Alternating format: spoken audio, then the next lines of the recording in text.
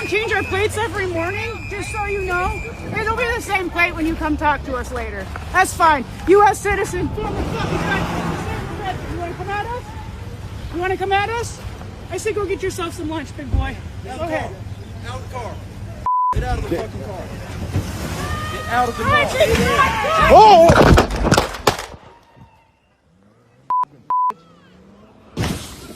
Look, this is where Renee Good is, right here in the car. Right? The officers are going to approach from over here. This is her partner over here, Becca, and this is the officer who shot her. She's holding a phone up to tape him going around the car, and he's holding a phone up as he circles the car. Now let's watch in its entirety the video of him walking around the car talking to her. Let's watch and listen.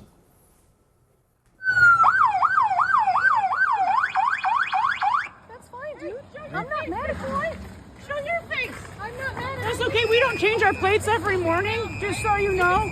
It'll be the same plate when you come talk to us later. That's fine. U.S. citizen, former fucking country. You want to come at us? You want to come at us?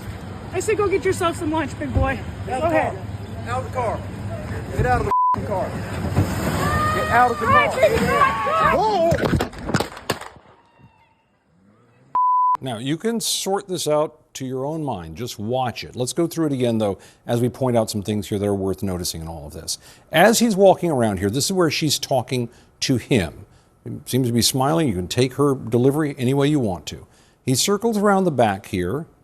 That's where he gets into, some kind of back and forth. He's recording their license plate, and she says, we don't change our plates. Right, which has been one of the complaints that ICE agents are always changing plates so people don't know where they are. They're trying to hide where they are.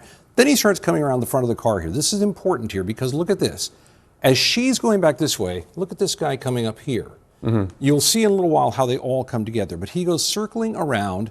They're now approaching that side of the car. He's coming up over here, and he comes to the front. Now watch this. You can see she is aggressively turning the wheel away from his position. From the other guy? Yeah, from the guy who's shooting the video here. He's standing here, and she is absolutely turning that way, away from him.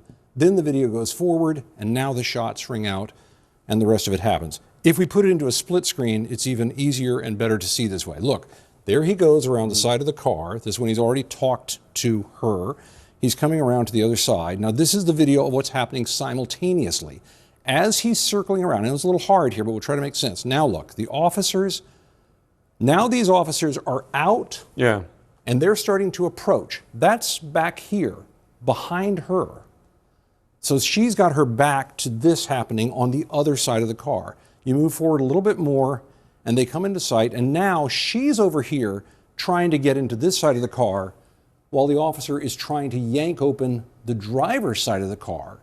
And watch, because you see where this camera angle is here? That means that the officer who is going to be the shooter shortly, he's just out of sight over here. You move forward a little bit more, and there he comes into view. Right, here he is right here. You just see him there, and he simultaneously stops shooting video and pulls his weapon as this starts to move forward, and then we have what happens next. One of the things that I think is really important to notice about this after it has happened, if we go back to the original video here, after the shooting happens, you have to ask these questions, I think. If he's taking the correct action, if he felt he was threatened and had to defend himself, every officer out there has that same responsibility. If they think someone's being threatened, including another officer, and yet not one other officer draws a weapon. He looks like he has his hand on... He puts his hand on his hip. But he doesn't draw it. He doesn't do anything. Nobody draws a weapon except for this guy. So was he right or wrong, or were they right or wrong? And isn't that part of the equation here? Here's another question. If he was in fact hit, and I have watched all this video over and over again, I cannot conclusively say if he was hit or if he wasn't hit. Right, it's not clear. There's a clear. thump, but it might be the phone Could be thump. any number. It's sound at that point. Yeah. But I do know this. If he was hit, if he was under a direct threat, how come no other officers are approaching him and saying, are you okay? Let's check on you. Because I've seen a lot of police shootings and things like this. And believe me, the other officers crowd around and say, are you okay? This is not definitive. This is one video, but it's more evidence adding to what has to be considered by all these investigators. On Minnesota, the vice president yesterday suggested that Renee Good, who was killed by this ICE officer, was part of a broad left-wing network. What has your team told you about this broad left-wing network? Who is in charge of it? Who's part of it? What's it called? Well, I haven't seen the vice president's statement, but he's generally very accurate. I hate to say, look, I watched that yesterday, and there were a lot of different forms to it. But there was a woman screaming, "Shame, shame, shame, shame." She was a agitator, probably a paid agitator, but in my opinion, she was an agitator, a very high-level agitator, so professional. She wouldn't stop screaming. I said, this isn't a normal situation. This is a professional troublemaker, because you heard it and I had it. Now, I will say this, the news sort of turned her down, turned her off, because you're trying to watch. She was so loud and so crazy and just not normal. When somebody sees something like that, they don't go screaming and the same words. So I guess you could say professional, but I didn't think she did a very good job. You have agitators, and we will always be protecting ICE, and we're always going to be protecting our Border Patrol and our law enforcement. Yeah.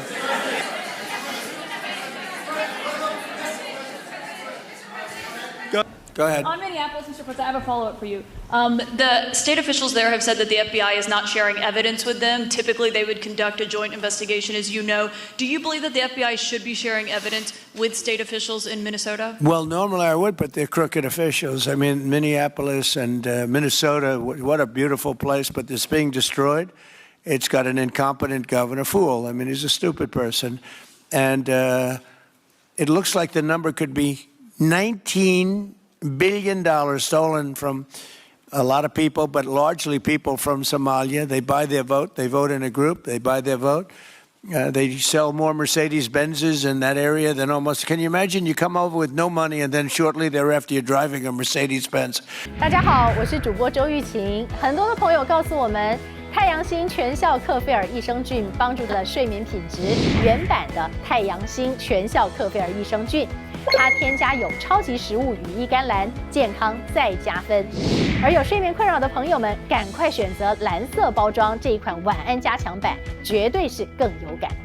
每日克菲尔，时刻美好 ，Good Feel Good， 请上快点购为健康下单，而且要记得输入推荐代码，有额外的折扣优惠。